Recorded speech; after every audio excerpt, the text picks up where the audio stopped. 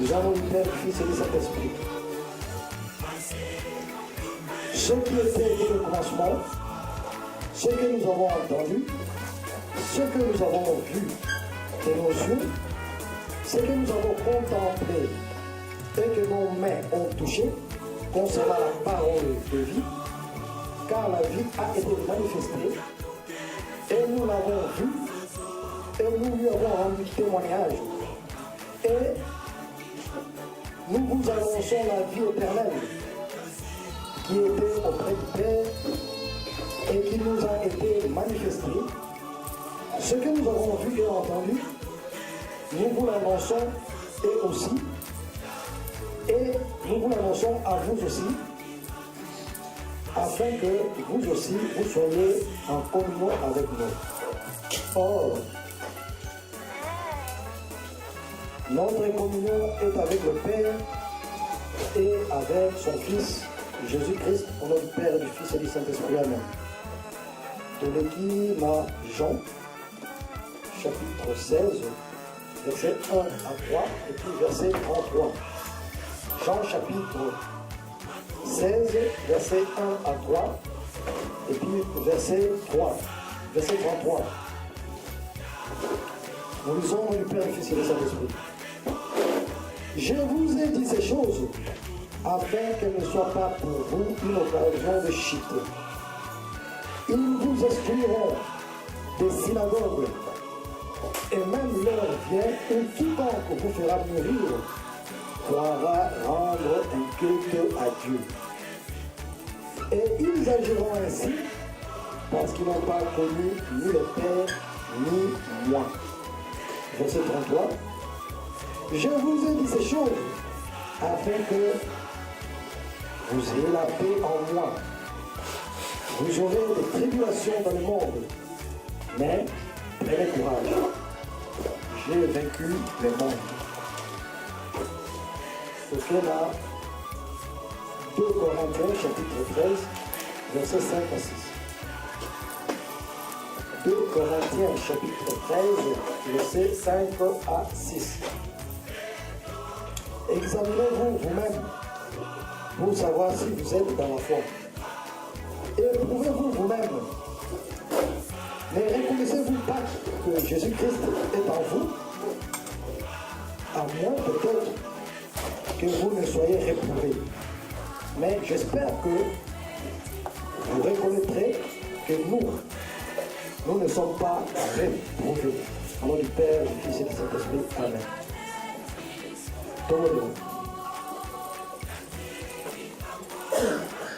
La Congo ya tata mwana pe mo moso ya wenzana na bolingo ko na biso Kristo tutasi mungu matondo na matondo tozo isi ba te biso ko biso na ngongolo ya sikolo okukite opoyete tomo ko lebela likambo na yo na likambo yango ezali ntango na ye bagénération bayapeyaki yango yango yo napaki bango yango na biso tokolandi tozoselepa na yo laka biso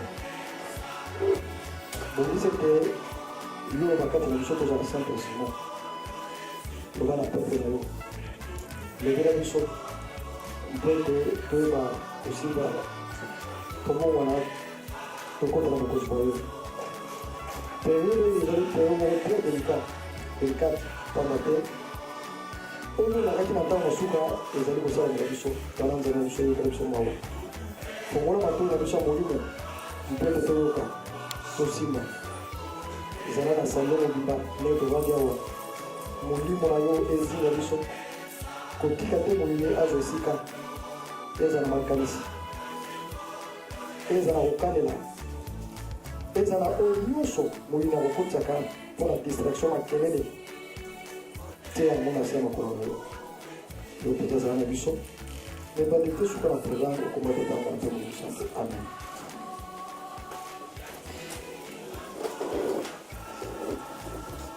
Na kombo na tata mwana mpe molimo santo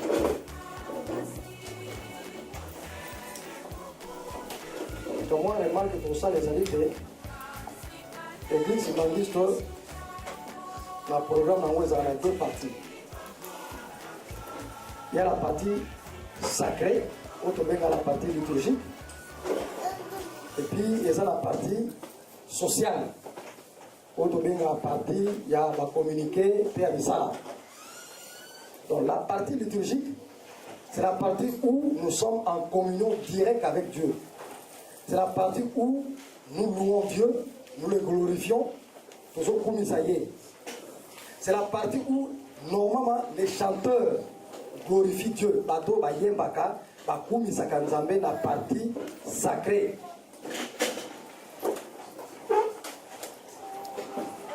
Mais ce qui est pas une chose ça la dans le moment où tu sengeli ko kumisa nzambe toujours kumisa yete. La partie sacrée, la première partie. Ba groupe mini, et soyez batté, ba choriste mini, azo participer, c'est pas normal. Kolongo na biso likolo toyaki wa mutra mutu a signé qui contrat de Tanzambé. Et c'est ce contrat là où etinda qui sans le savoir, ça que conscience na yeba etindo comme choriste. Etindo comme musicien, etindo comme flûtiste. Et la partie qui te concerne toi pour exalter Dieu, pour glorifier Dieu, c'est la partie sacrée. Ceux qui t'otangi, Nzembo na David. David est en train de glorifier les psaumes 9. Pour autant, on pour te comprendre. Dans psaume 9,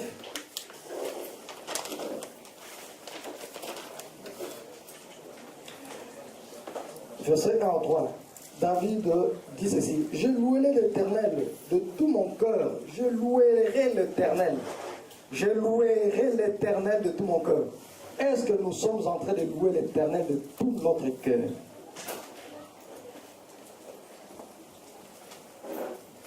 Est-ce que tous à la canne c'est autant que tous louer l'Éternel?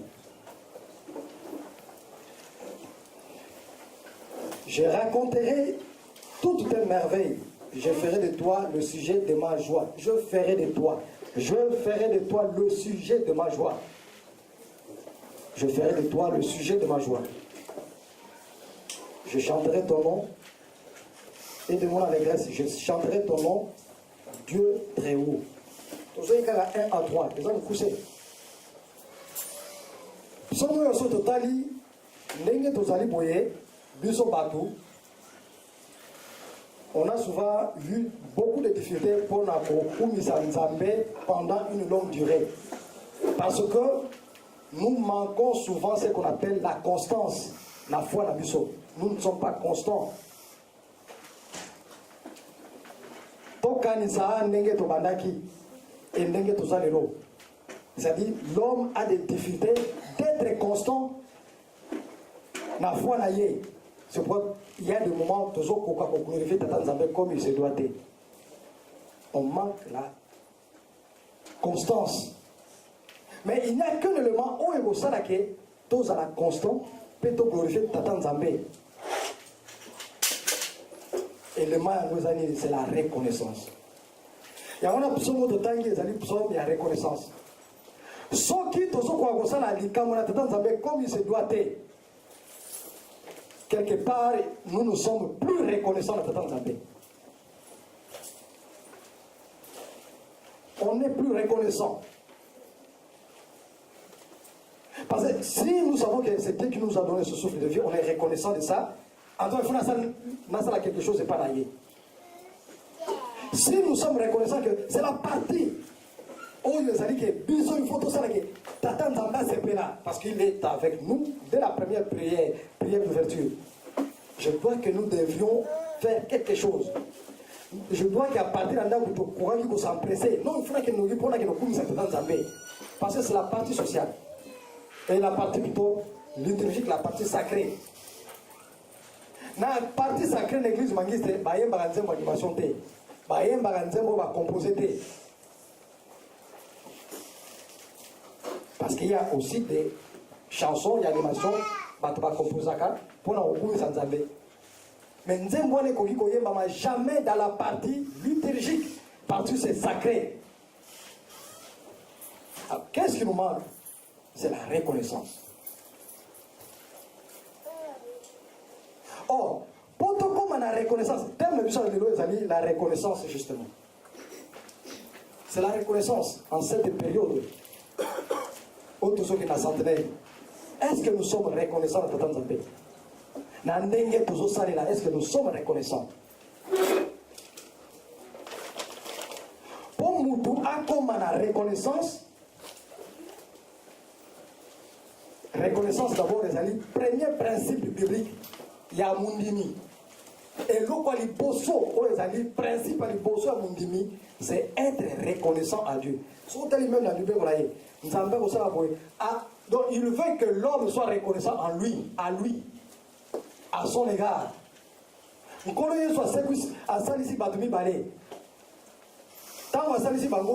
Après un moment, on a beaucoup de choses mais on puis moninga bozala qui ensemble. Tout ça. À regretter la montée maladie. Parce qu'il a trouvé en cette personne-là le manque de reconnaissance. Na mokili to mona ka okabeli mutu soit ndenge to tina mo en Afrique soko tindi ozo là le feedback aïe le fils que merci yaya na zwa ki lokwana merci. Tout le monde a besoin de la reconnaissance. Nous tous sommes à posa wana ya reconnaissance c'est le premier principe. Il y a une relation entre biso na tata nzambe, c'est-à-dire ya bondimi na biso. C'est être reconnaissant. Or, pour tout comme la reconnaissance, nenge nzembo yembi David ayembi azaki reconnaissant. Ezaka bilo komi balé. Il faut qu'on omiye d'abord yomoko ozali nani et puis eloko nini nzambe azoko attendre pa na yo. Tu à quoi tu es appelé? Ozali appelé à kosala nini? Exercice pour la reconnaissance. Il faut omiyeba ngai nazali nani dans cette église. Qui suis-je? Nazali choriste, nazali dirigeant, nazali pasteur, nazali musicien. À quoi tu es appelé dans cette église? Na rolo yozalango. Tu es appelé à quoi? Papa ne bazawana, ils doivent aussi une reconnaissance. Parce qu'ils ont aussi un rôle à jouer. À quoi ils sont appelés? Pour servir Bani. Pour pérenniser Maloba ya papa, ya papa, Misato, ya papa c'est mon imam. Donc il suffit moko na bango azolo balisusu oyo papa c'est mon imam atikakite, c'est-à-dire il n'est plus reconnaissant à papa c'est mon imam. Et c'est pourquoi tous les jours, Bogomona, baza présent Katina Bisso. Nzembo, na David et Ebisi Bisso, soyons reconnaissants de Tata Nzambe. Donc, exercice à l'imposition, c'est la reconnaissance, c'est-à-dire, yo le sujet, c'est toi, c'est moi. Qui suis-je? Au milieu bas. Et puis, au yeba, à quoi je suis appelé? Ensuite, au yeba, qui est Tata Nzambe Azalinani, Alinga Kanini. Et qu'est-ce qu'il a fait? Et pas Inayo, qu'a-t-il fait chez toi? Alors, pour y Tata Nzambe Azalinayo, tu te réfères à l'histoire. Parce que reconnaissance, il y a en fonction de oh, Tata Nzambe Azalinayo, oh, il y a Salaka et pas Inayo. Mais là, tu te dis non, non, il faut que je sois reconnaissant. La reconnaissance. Biso mingi tovandi awa touti na Afrique moke ola bota biawa. Normalement nous devions être reconnaissants parce que même tolani kaka tozuna nous information tozwa en Afrique tout monde situation sont passées dans moka et biso tozali awa on devrait être reconnaissant à Tata Nzambe. On devrait être reconnaissant à Tata Nzambe. Na kotala kaka maemazoleka awa na kati na mboko yo ndenge tozomonela ngo ndenge pe tozo pa considérer biso et ndenge tozovanda nous devions être reconnaissants na Tata Nzambe. Mutu soki a manifester reconnaissance na Nzambe c'est-à-dire azoe ba nzambe asala eloko ya munene pa na ye.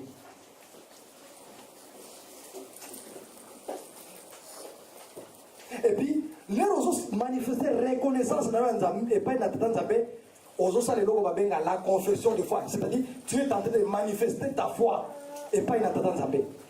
Tu manifestes ta foi par la reconnaissance.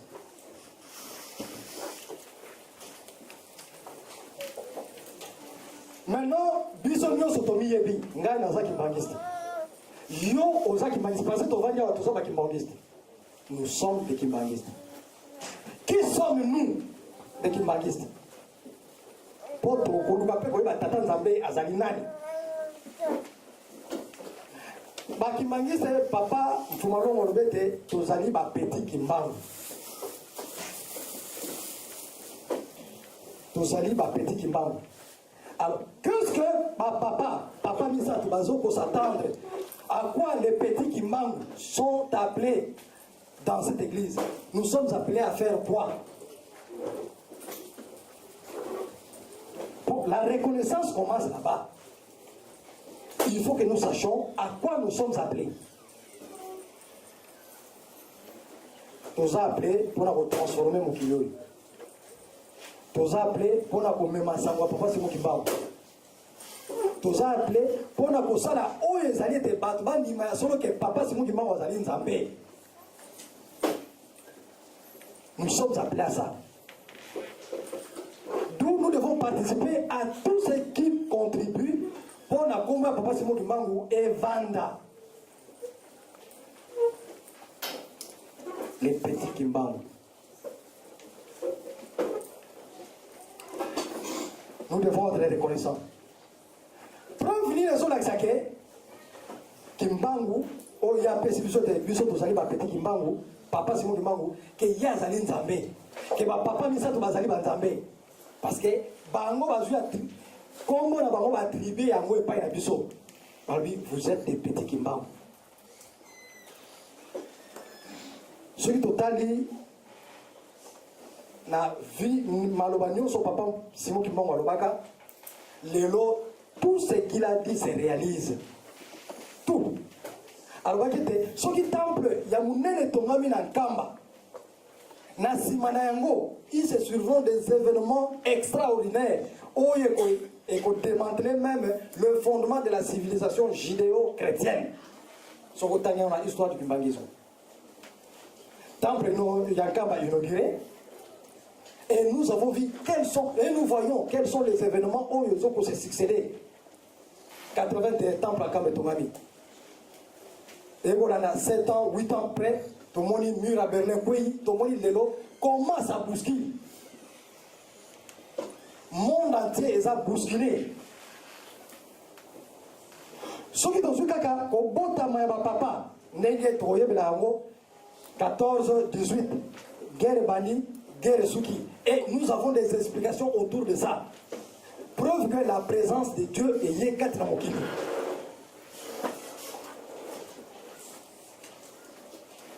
Présence à Satan Zambé et mon ami. Ah, on a 4 Mokili.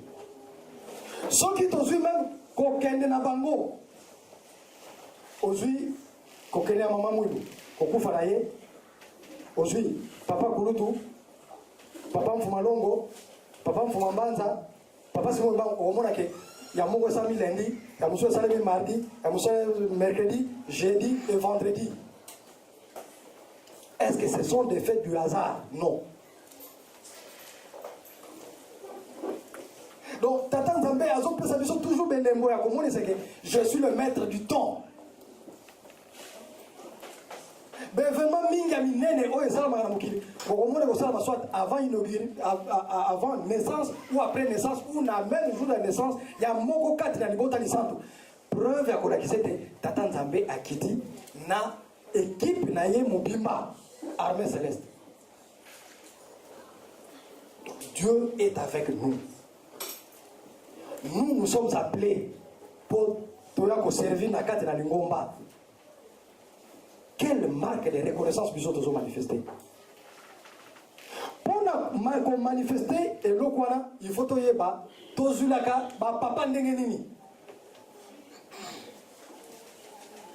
Parce que nous allons pour passer ça la carte de ngomba lelo. Mususu aibika ke papa Simon mama wasa koko na ye.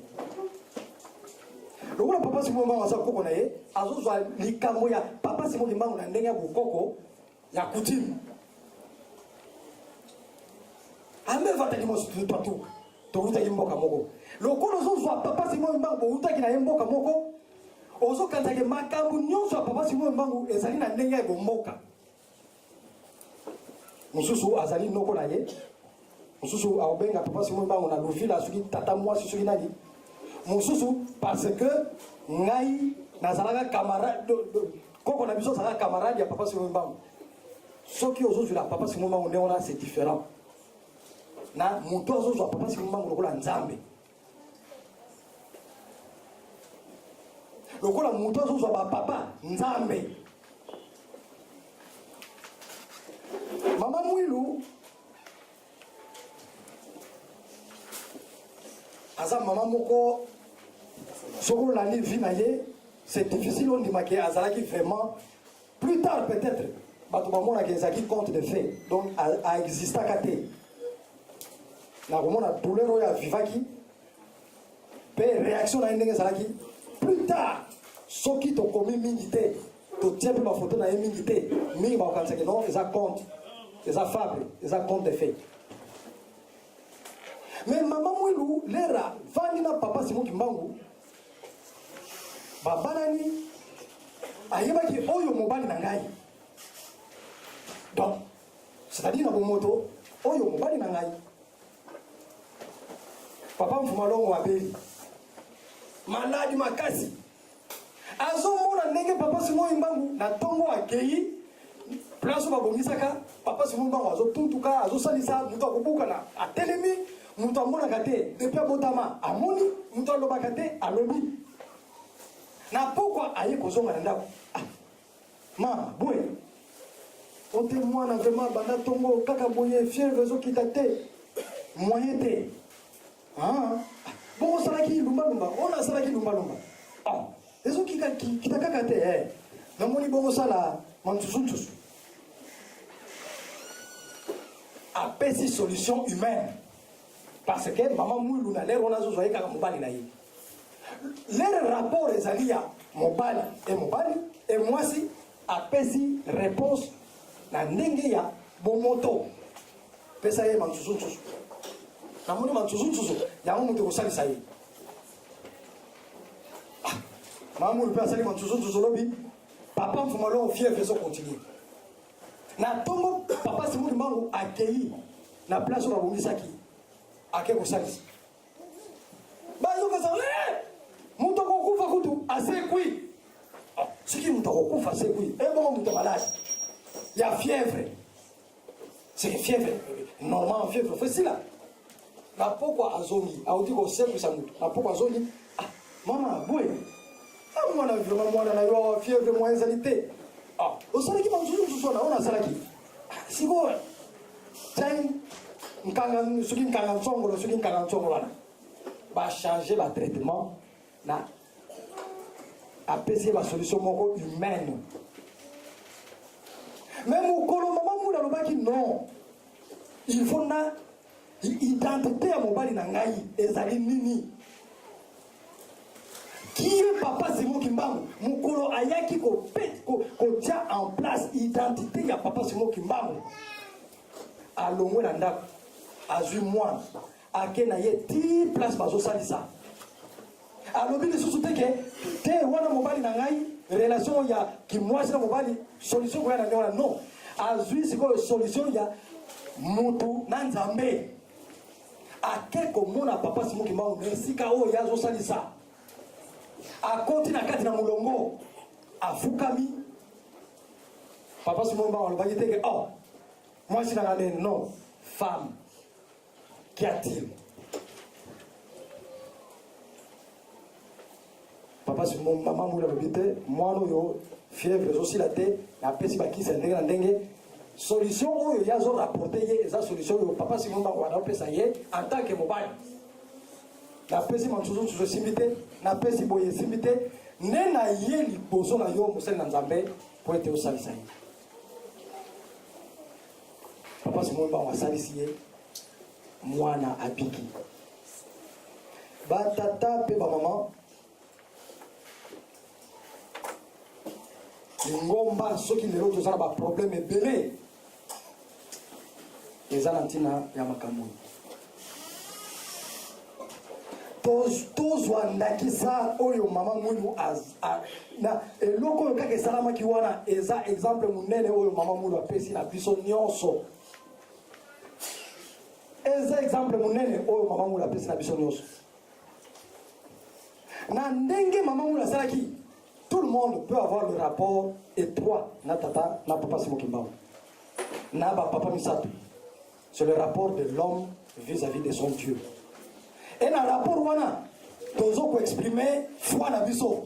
Maman Mouilou a fait la confession de foi en comprenant que celui-ci n'est pas seulement mon mari, mais il est la représentation de Dieu sur terre. Azali kaka mobali na ngate. Mais nzambe nde yeyo ayeko mwana liboso na ngai. Yangwana nambanza muta balimba mema prekende non il faudra kuta na famille. Maman Moulou akei oyo papa Simon Mbango ayebisaki maman Moulou yango ezala kete maman Moulou balobi oh non mobali no akenda musika ndenge nini alobi papa Simon Mbango na yebiye ayaka kotala ngai. Elle est restée constante dans les kamnaye parce que reconnaissance wana jour azoki reconnaissance azoba ke oyo nzambe la ngai tout a marché. Pourquoi nous ne sommes pas constants? Pour la nini tous la reconnaissance était maman Moulou ami yebaki na lero wana. Yamuna maman Moulou akomaki tina niveau kolobake. Na yebe te basi ebele ya basali na nzambe bakota ka likolo te. C'est-à-dire ami tsaki lisusu te n'importe quelle femme. Mais ami moni siko que je suis la femme ya mosali na nzambe. Et que ami à se comparer na boyo ya liboso bakota likolo te et elle doit faire un effort pour kota likolo. Qui sommes-nous biso bato vandia wa? Toujours que na centenaire, il y a un thème biso zali de reconnaissance. Tous en la reconnaissance. Pambate reconnaissance, il y a grandeur, il y a mystère, il y a tatan nzambe. Il y a un principe liboso. Principal bosso to kenaona centenaire ya mwana. Tous nous devons manifester cette reconnaissance. Liboso papa Simon Kimbao, liboso ba papa Misato. Lingomba sote komi lelo ndenge yango ezali kaka manque ya reconnaissance et pas ya papa. Nous ne nous comprenons pas nous-mêmes qui sommes-nous et à quoi nous sommes appelés. Et tozo yeba pe ba papa na rôle nini bazali na ngo epai na biso te. Nature na bango ezali nini?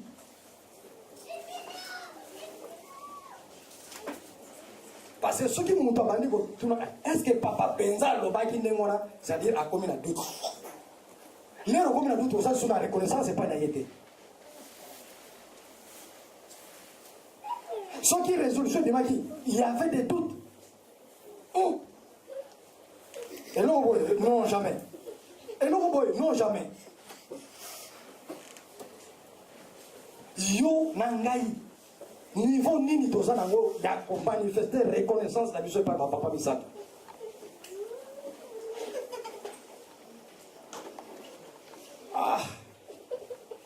Je dis sur bozala ki prendre boteli ngai tselinga na mono ki solokeli.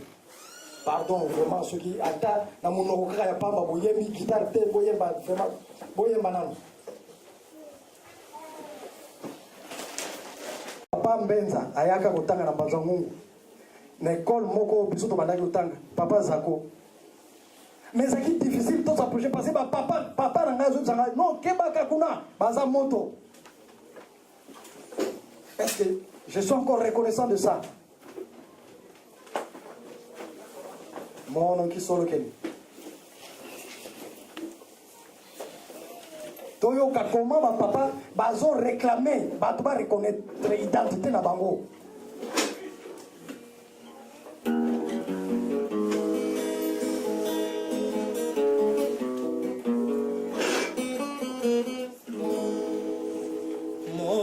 kisolokele banduza zontoto ya bumba bakumelanga munana.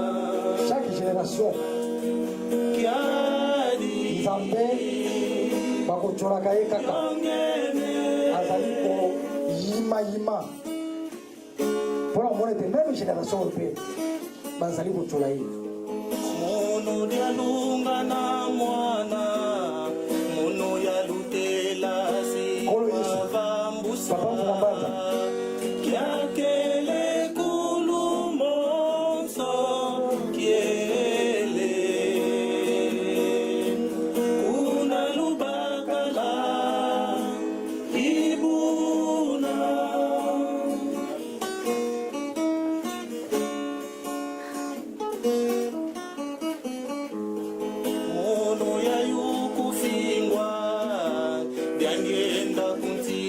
Papa Mfumalongo mpe azoyimayima ngai na mesala kofingama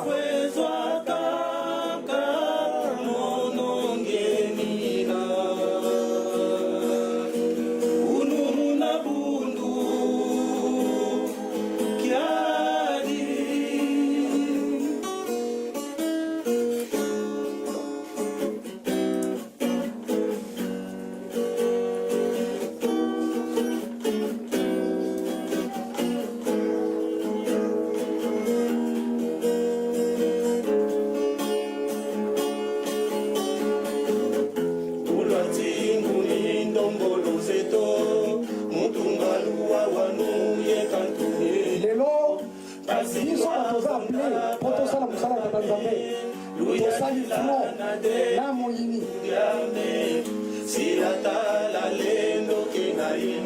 or moyini depuis 1981 avait juré, il avait juré epai na papa Mfumalongo ke nakodérange libomba na yo, nakodérange bandimi na yo, nakokota meme katikati na bandimi, nakokota meme katikati na libota lisantu mpona déranger. C'est son défi. Il a tenu son défi. Et maintenant, il y a une position à lui en tant que fidèle. Il y a une position à lui en tant que fidèle.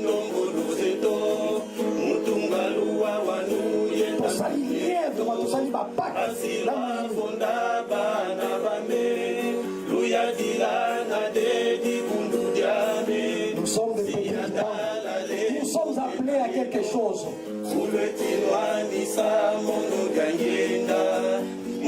Mais la reconnaissance c'est pour ça dans la façon dont nous sommes en train de prendre l'histoire. Ça rapport à la papa. Rapport à la mission Saline Dengeni. Pour Saline Aye Tribi Moko. Pour Yoko Benga Gaye Mwankazi. Pour Yoko Benga Gaye Noko. Koko na yo. Bien pour. Parce que vous allez dire venir moko. Ngai mwana ngiringiri. Papa Mfumalongo mwana ngiringiri. Ou bien vous allez na mutualité moko. Tata na biso na bango basala na compagnie moko. Basiza yenge. Tuna kitulwa bonso zimbwete. Kana conseil siko bazo présenter biso. Kana vonzo mono. Biso bala resist. Mono ya lusolele. Baponi biso. Mais quelle est notre position? Est-ce que nous prenons en compte c'est à quoi nous sommes appelés? Mono sedieno tinwa mitinu. Makorala oyembi. Isolo kelelo kelo. Ah oui. Ndudia tata media ka. Dimanche passé,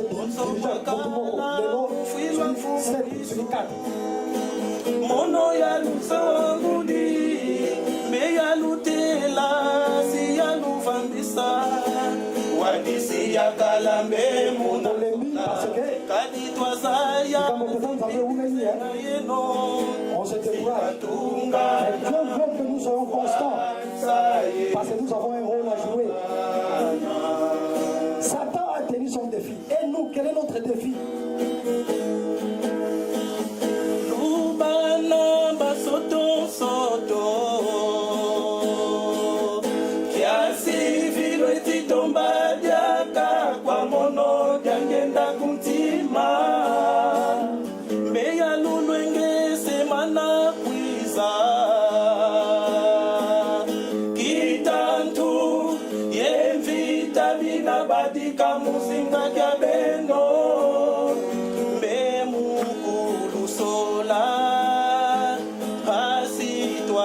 tozaya bana bandwenga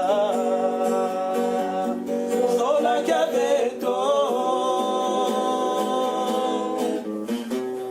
bana bandwenga mbasiza yenge nakitulwa bonsonzi mbwete kanavo uku kanavo nzomono mono ya lusolele watumya mpembe benosilwa vewa ulwatanini menga manzambeno mono sedieno tilwa mitimu kisolokele lukelo bundu dia tata media kanga meme munantarifi mutaza dibundu kaditwazaya zipibize na yeno zibatunga na mufwa sayezo mabana. Batata et maman, nous avons une grande responsabilité. Et il n'y a que deux sujets. D'abord, yo, mutu, omiyeba, yo, zalinani. Et puis, à quoi tu es appelé? Et puis, oyeba, tata nzambe. Ce qui déjà, nzambe a mis mon lycée par la yo. Totangi, makambo belé ou tata nzambe, ça l'ika de biso. Pour Amina qui sait que c'est moi votre Dieu.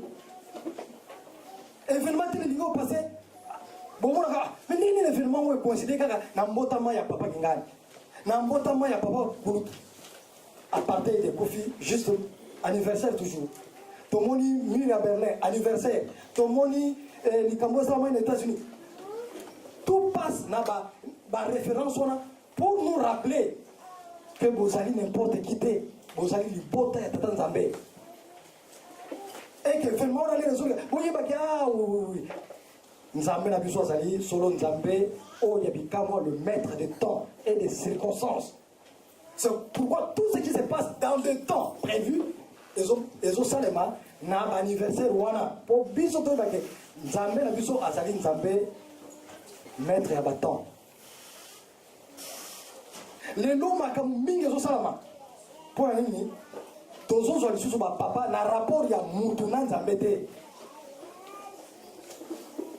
Tozo zo bango lisusu ndenge wana te. Sokotali même ndenge egole kaka ndenge tomoni ba misala sala na résolution. C'est vrai, on ne peut toujours pas continuer à parler de ça. Ça fait mal. Mais parce que nous commençons à nous affaiblir. Tolembi. Oyo to yokaka ne bandeli, to bandi ko bosa na yango. Tozali lisusu ndenge tozalaka te. Pour ne bandeli, il y avait vraiment l'enthousiasme. Tozali comme une pèse à passer, to yeba kite. Non, ça va ser na biso likamoko. Mais lelo ndenge nzembo moko boye. Maman n'a pas d'envoyer mingi nzembo on évite sur na koma kiamo quelque part. Je ne sais pas.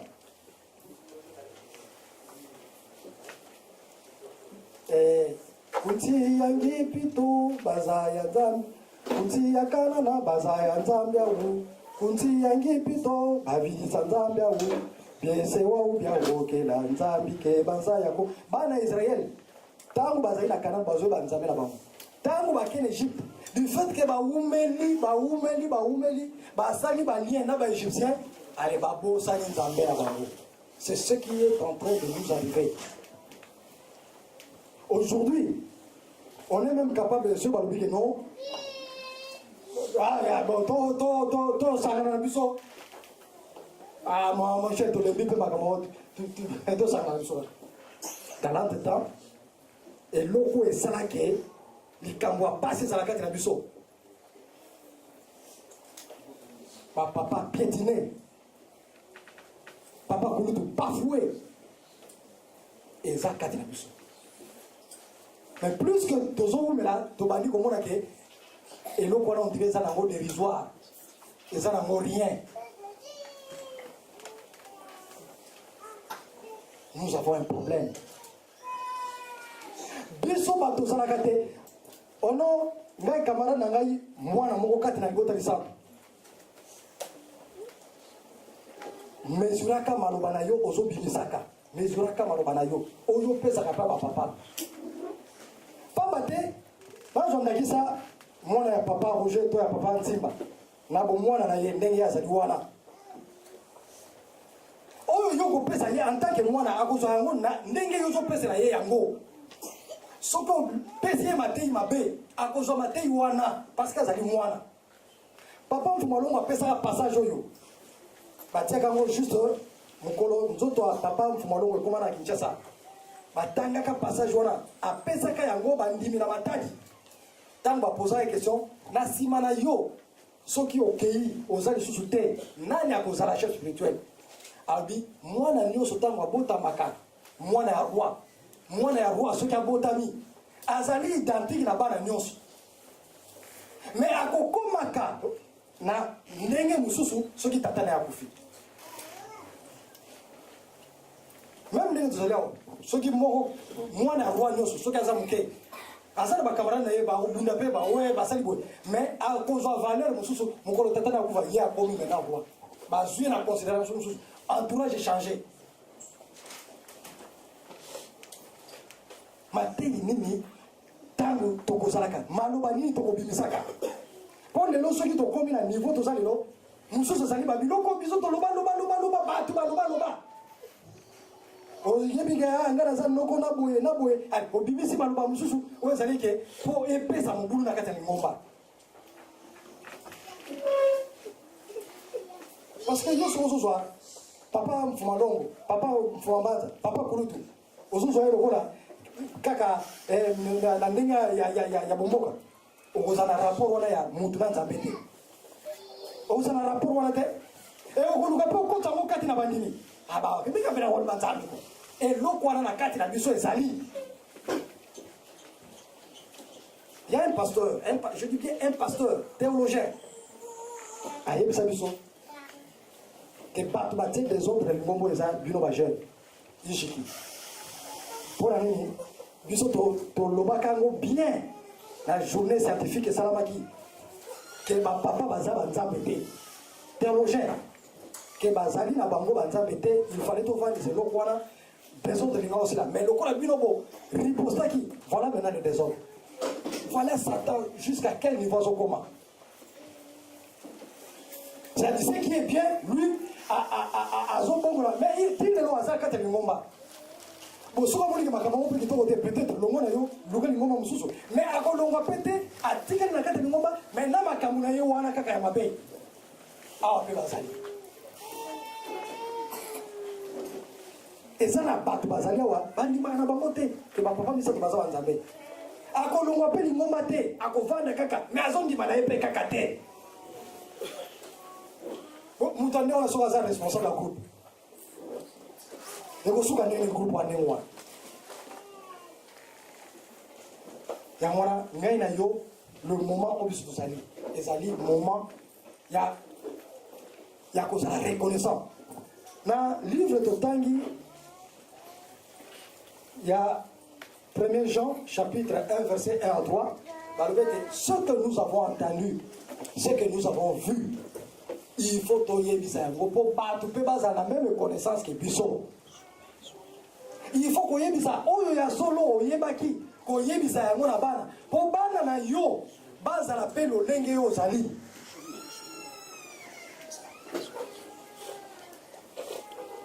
soki yo otosaka batata bapapa te soki okoyebisa mpe bana no batosa te et parfois des difficultés oyo bapapa bazokourir na kati na biso yango wana. Qu'est-ce que nous enseignons à nos enfants? Qu'est-ce que nous enseignons à notre entourage? Tango tokovandaka maloba nini tokobimisaka mpona kokolisa kondima.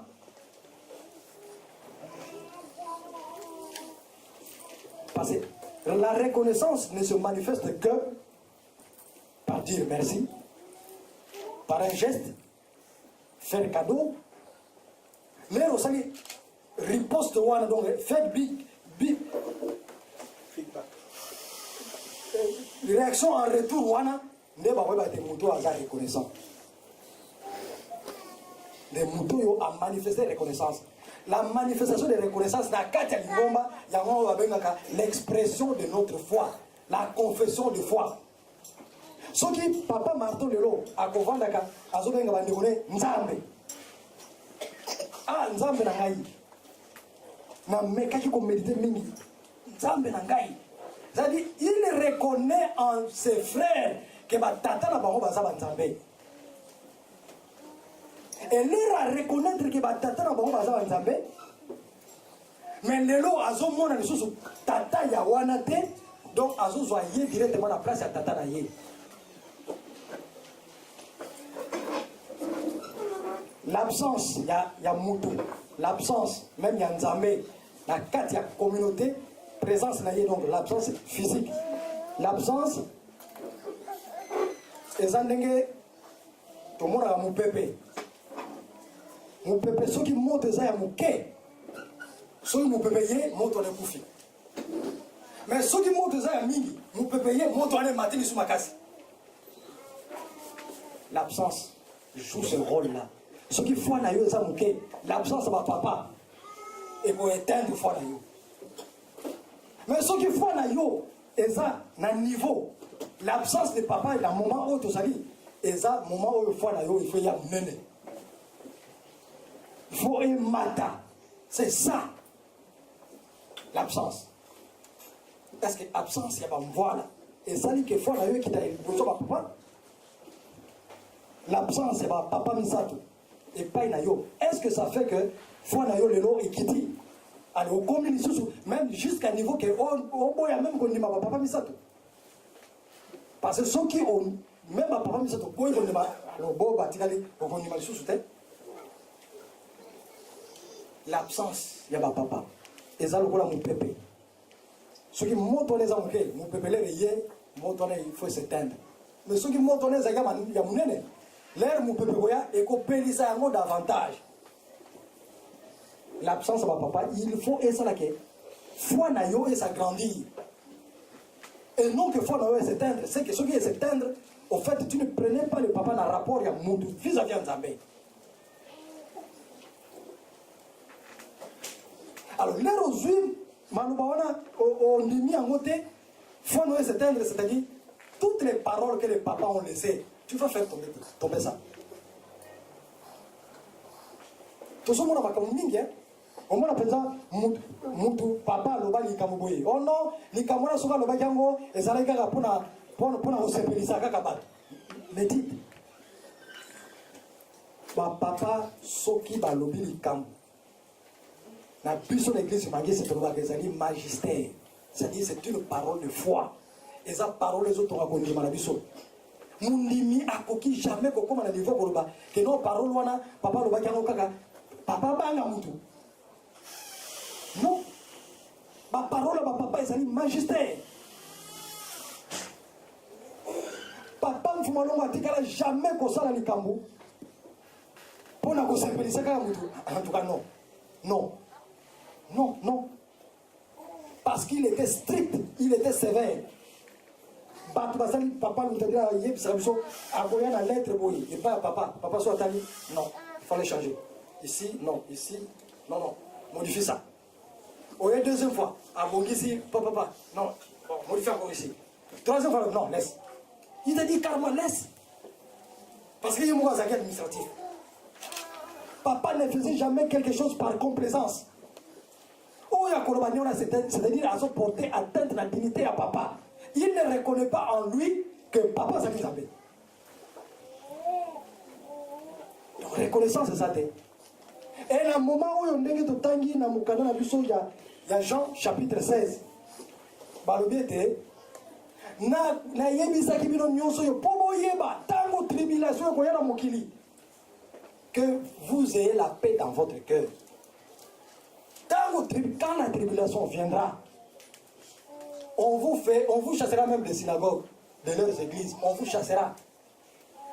Bateau croiront qu'en faisant ça, je suis en train de rendre culte à Dieu. C'est-à-dire, si ton monde est mingi, ton nyo kwa mina ndenge nyo se koki. Mais mon Dieu, pas ça la moi, que non, nazo sale la papa, c'est moi qui m'a. Nazo sale la papa, c'est moi qui m'a.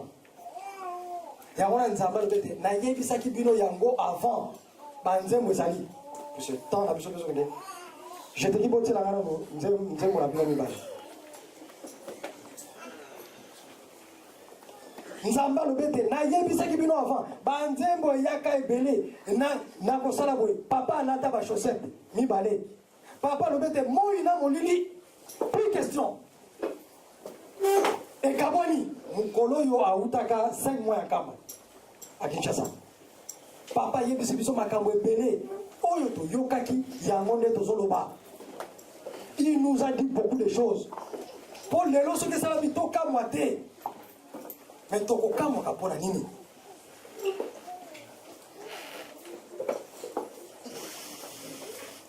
et pourquoi reconnaissance foi na biso zokita or le quoi va papa misa tu bazali sous c'était une occasion ça dit que foi na biso et il y a ma casse parce que ce qu'ils ont dit se réalise mais pendant que oyo ba yebisa biso les autres se réaliser foi ya batu ezokita c'est que ça a dit que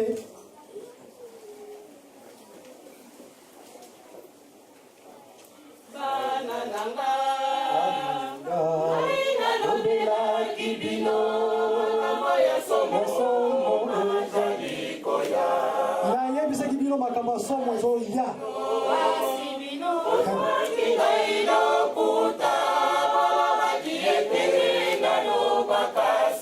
tozomona mondo mobimbe ningani partout ça bouge même si bato batanga mingi bazali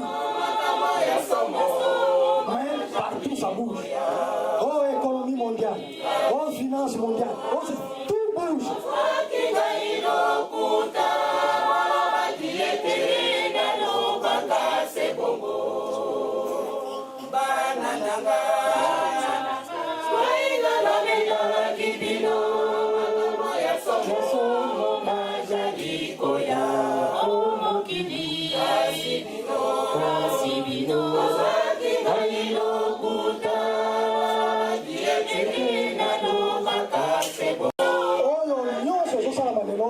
papa bayebisa biso eza na eloko moko ya sika te ezali kaka tolanda maloba ya papa malongo bayebisa biso papa atikalaka loba jamais eloko par complaisance atikala jamais kosala eloko par complaisance biso nde fra na biso reconnaissance ezali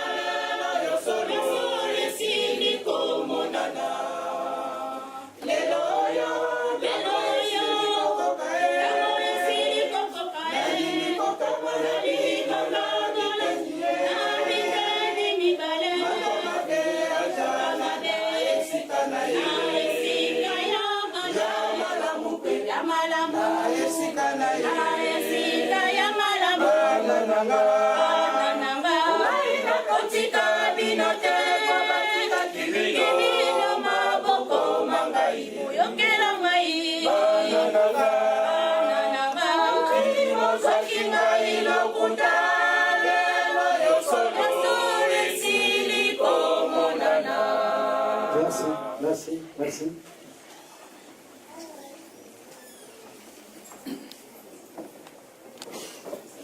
Pour papa, à ça, papa Marteau, papa la biso tout ça, on va faire ce programme, que photo le Kwesika, comme sous na yoka, car les barènes au Salamaka, papa balaye au bas tout moment, que pour tout ça les cambiamo, madame Tova et Sanano, papa na kiti na bango tovandisa bango.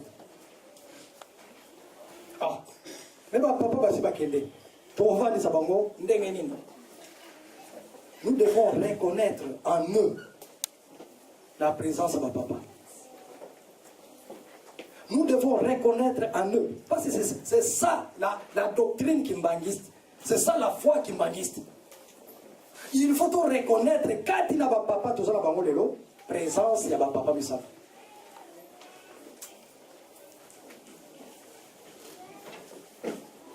Ceux qui doivent reconnaître quand il n'a pas présence, il y a papa, mais ça tout. Même un rapport au Tozana Bango, et vous avez maman Moulou à manifester à Kiamou. Maman Moulou, c'était son mari. Avant d'Akanaïda Kumoko, Paliaka, tout ça. Akenda Zamba, Akati Banzete, Ateki, pour la maman, na Bwana Balia. Mwana Abeli. Attendez, rapport ya mobali na mwasi na ye, ya mwasi na mobali na ye. Après ce rapport, mwana Zobel, dans la maison. Mais Mukolo Kaka, alobaki non. Nakende Nesika wana. Rapport ya Mutunan Zambe. Mwana Abiki. Quel rapport nous avons avec les papas? Na lero yo bango misato baza absent na nzoto. Eza moment où il faut na biso esengeli mata. Et comme mata en fonction la koyeba ke maloba na bango ekoki koleka te. Ba papa ba biso ke bango bazali relève na biso. Bango bazali relève la mission. C'est-à-dire, on retrouverait le papa Misato en leur progéniture. Mais ceux qui ont osé, papa kaka na rapport, il y a mon motoboye, soit Botanga place Moko, soit Bokola place Moko, vous êtes des camarades, soit vous allez tribu Moko, soit vous allez famille, oh tata leki, tata kurutu, Mwakazi. Oh koko moni mobali ya tata mwasi ya leki ya nani kasi yende abala kuna te. Otepo ngai na bali na kati ya libota lisantu yeba kalero koti na kati ya libota lisantu liloba nini ozopesa na bana. Leri yope ndeko na yo abala na kati ya libota lisantu liloba nini ozopesa na bana oyo bazobota makuna. Parce que ils ont toute une mission. Eza libota oyo papa Simon Imbango aye nango awana se. Baza na ndenge na bango bakotambolelaka. Yo soko zali na ene na yo na papa moko boye kozwa yango kopesa na bana mikete. Pour un jour maka mingi le réseau salama, les gens récupèrent quand maloba oyo ba pesa ki pesa ki. Ah oyebi kutu oyebi kutu. Alelo e kasi bango moko maloba ki boye. Batata pe ba maman.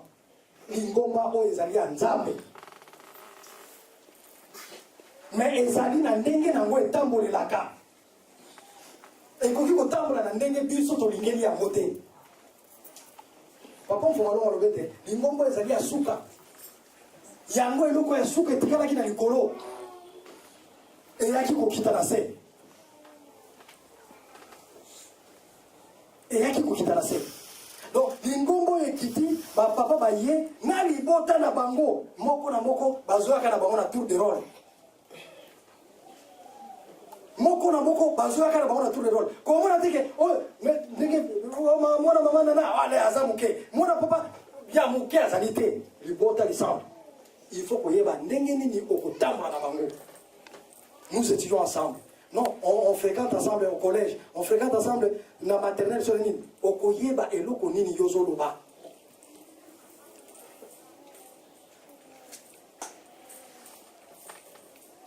Pour l'obio ya kobalukate.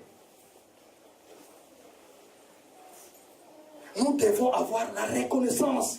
Na papa Simon Kimbangu, la reconnaissance na papa Misato. Na ndenge ba rapport au biso toza na ngwe pa na bango. Rapport na biso na bango ezali ndenge nini. Soki to tekaka na rapport ya bomoto, en tout cas ça sera un échec. Ça sera un échec. Mais tozwa rapport ya moto vis-à-vis ya Nzambe qui sont aujourd'hui présents à travers bango. Parce que biso nous sont du moins. Ça c'est la coupe de Baza va travailler avec papa mais ça te passe à du moins, biso nous sommes toujours reconnaître le courant. Que ma papa mais ça te passe à mais quel rapport nous avons avec leur progéniture? Oh ma papa petit parce que papa le baki. Ils ont dit des choses. Ils sont notre relève. Bango bazali relève na biso. Si vous parole na yoso sur la monde ngeni. Et tant que balobi relève, les habitants oh bango baboti directement. C'est-à-dire bango pe o batikali, bango ba pe o bazo ya na sima, bazar relève na biso. Jusqu'au point où peut-être nous serons déjà morts, biso nyonso. Mais peut-être 5000 ans, 10 000 ans, Mokili Mobimba et Gozala Makila, Papa Simon Imba. Le monde entier. Et c'est à ce moment-là que Satan règne à Satan à ou bien à Mokili. Parce que le monde entier, Gozala Makila, Papa Simon Imba. Mais, génération, écoutez, la type, n'est-ce pas que les Chinois, les Kokota, les Japonais, les Gobotama, la carte de Botanisam. Timo qui est Kokoma, la carte nango, Nkeni. Qui n'a pas passé mon moment ça, le monde entier. Thème la chose, c'est la reconnaissance. La temps autre chose que la centenaire. Reconnaissance la chose, c'est nini et pas il y a par rapport à mystère où tu as d'abord qu'on va les accueillir la biso. Toujours la reconnaissance, la centenaire à papa qui est sur lequel. Ah, toujours que la reconnaissance à papa qui est sur lequel. Nous savons ce qui se passe. Nini toujours soit papa qui est sur lequel. Et à travers descendance là-bas. Quel rapport nous avons? Malobani et ma papa toujours respecté. La carte na yango. Yangwana en conclusion la biso ezali na mukando asuka tutangaki il y a 2 Corinthiens kuna elobi boye 2 Corinthiens chapitre 13 verset 5 à 6 balobi examinez-vous vous-même pour savoir si vous êtes dans la foi. Awa ezaku tu eloko lusuteke. Oh non, kingani te, oh kingani non. Examinez-vous vous-même. Est-ce que ngai nazaka kana foi oyo bakimbangiste bakozala kanango tote? Est-ce que je suis toujours dans la foi? Et puis, aye koloba boye, ne reconnaissez-vous pas que Jésus-Christ est en vous? Est-ce que tu as reconnu que papa va kati na biso? Que papa va kati na biso?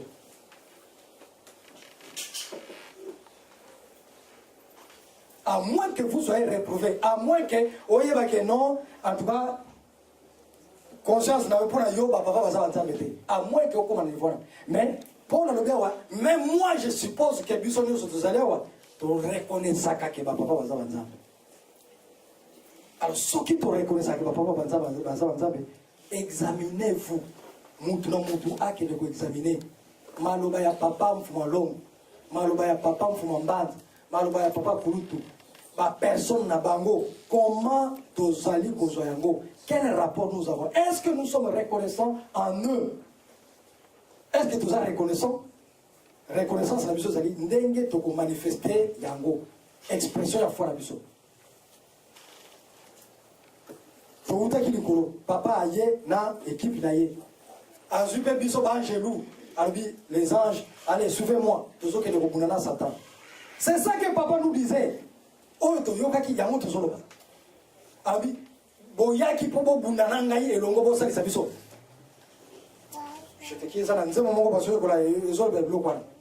To ye poto sali sa papa nabitumba contre nani contre Satan. Satan avait fait un défi en 1981. Inauguration temple. Abiloko là où inauguré temple yo. Pongai règne ngesila. Je vous mets en défi. La ko déranger les moments là yo. La ko déranger même les bottes sang. Aujourd'hui Satan a tenu son défi. Bison défi na biso zalimini. Quel sera notre défi? Yako sunga libota lisantu yako sunga papa simo imbangu pona bitumbo yango ya memela kibiso mais soki oza choriste chorale ozo yembate ozo ya na retard oza musicien tu chante pas oza flûtiste ozo betate biso nyoso en nilo to yembite presque engagement ni to soya pas de Tanzanie Tozo qui est centenaire, mais rien ne se manifeste. Que Oyo Bato, solo baza engagé. Engagement, il est besoin d'un papa, c'est moi qui bam. Engagement, la chose à Guinée. Yangwana, Moko la Moko, vraiment, nous avons ça, que la moto suit et moto à mouma, contre la moto. J'ai dit malheureusement, ça pèse en forme de la monnaie. Suite à Bangaba, c'est un peu souka poto pour tirer du sommet. Pour ceux qui sont là, la combat t'attend avec mon santo. Amen. Que ta volonté soit faite sur la terre comme au ciel. Donne-nous aujourd'hui notre pain de ce jour. Pardonnez-nous nos offenses comme nous pardonnons à ceux qui nous ont offensés. Ne nous induis pas la tentation, mais délivre-nous du mal, car c'est à toi qu'appartiennent dans tous les siècles le règne, la puissance et la gloire au nom du Père, du Fils et du Saint-Esprit. Amen.